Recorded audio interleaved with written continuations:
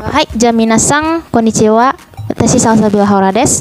Kali ini saya akan membahas tentang bab 4 buku Minna no Nihongo yang membahas tentang pola kalimat kata kerja mas, perubahan kata mas, dan penggunaan waktu dengan bilangan ya, menit, jam. Setelah itu partikel nih, dan setelah itu adalah partikel kara dan made. Dan ada juga imbuhan so desu ka. Ya, so desu ka. Langsung aja yang pertama, bahasan pertama yaitu kata kerja tambah mas. Kata kerja mas itu sendiri adalah imbuhan akhir pada kata kerja yang dipakai untuk menunjukkan rasa hormat kepada lawan bicaranya. Contoh seperti okimas, nemas, atau hatarkimas. Jadi dari imbuhan itu tadi muncullah perubahan katanya.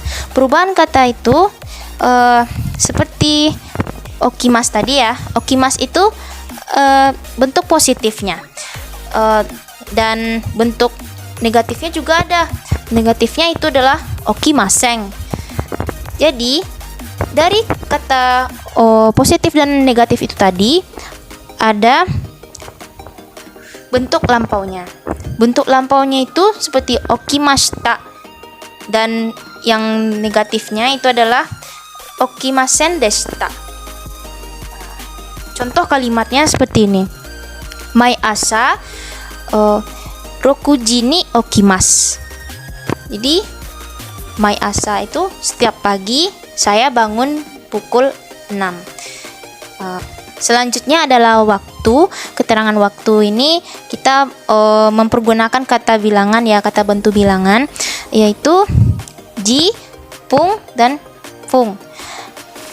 Untuk jam itu kita memakai kata ji. Jadi untuk ji itu seperti kita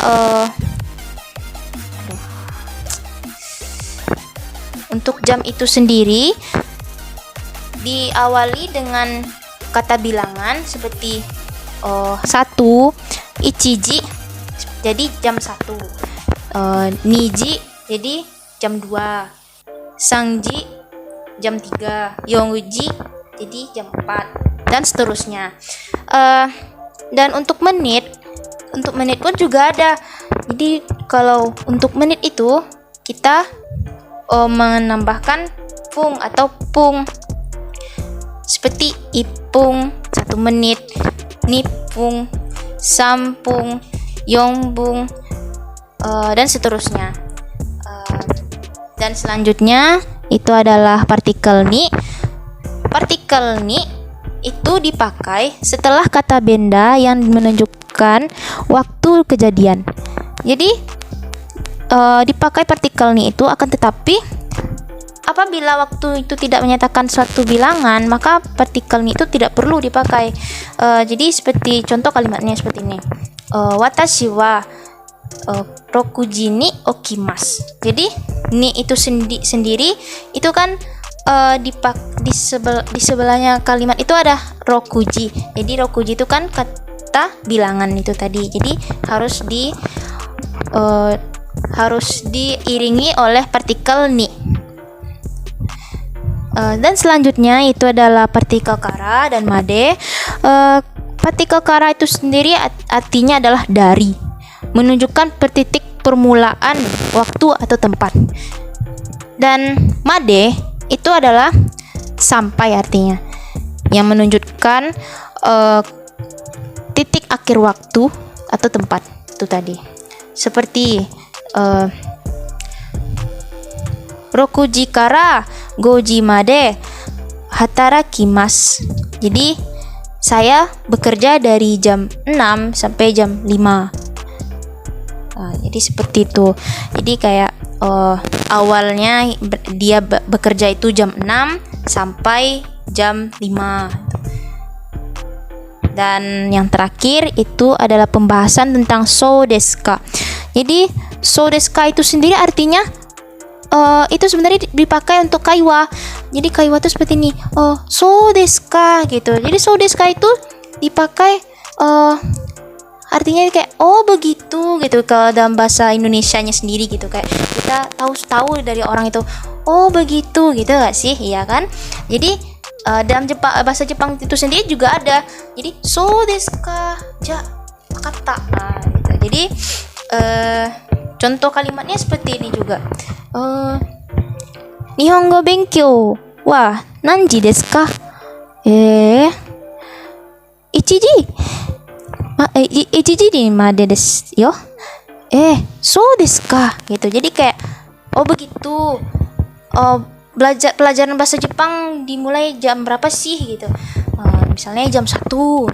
Mulainya jam 1. Oh, kita udah tahu nih. Oh, begitu. Jadi terpakailah kata so desu ka itu tadi. Jadi cukup sekian dari pembahasan bab 4 itu tadi.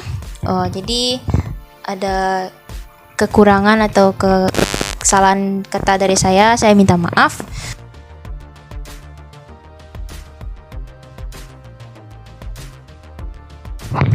Ya jaminasang, kita akan lanjut pada bab 5.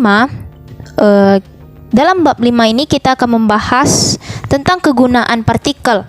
Partikel yang pertama itu partikel e, yang kedua partikel mo, yang ketiga partikel de, yang keempat partikel to, dan kalimat yo.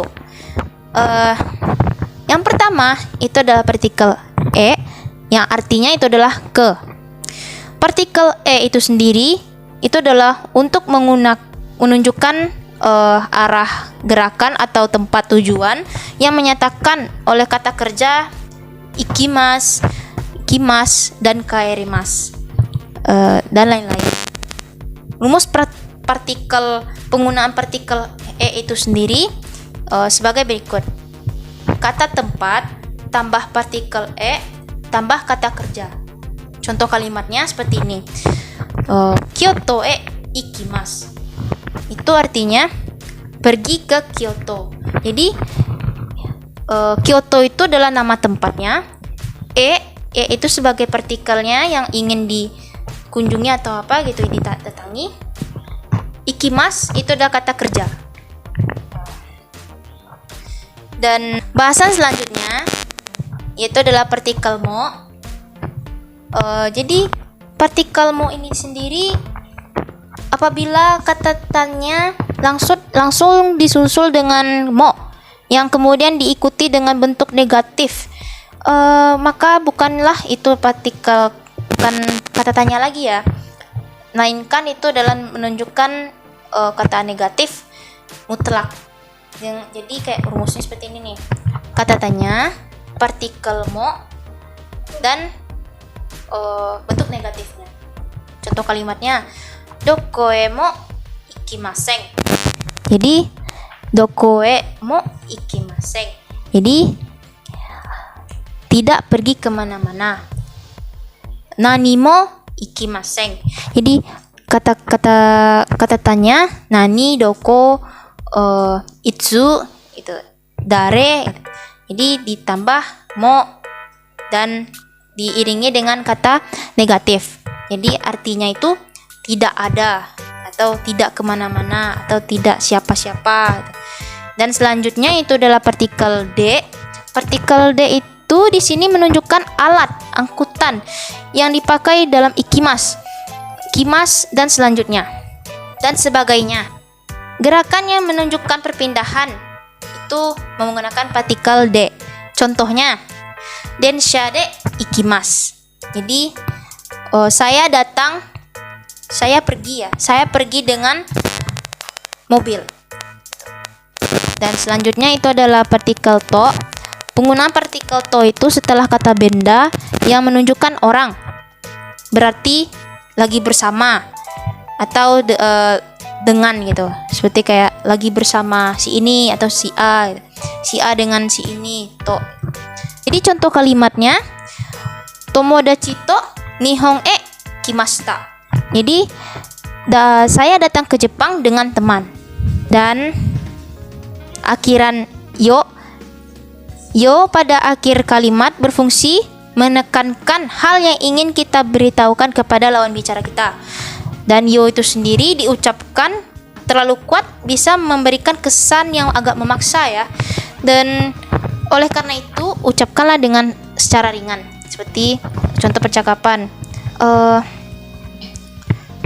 Kono densha wa Yokohama e ikimasu ka? Iie, ikimasen. 3番線ですよ.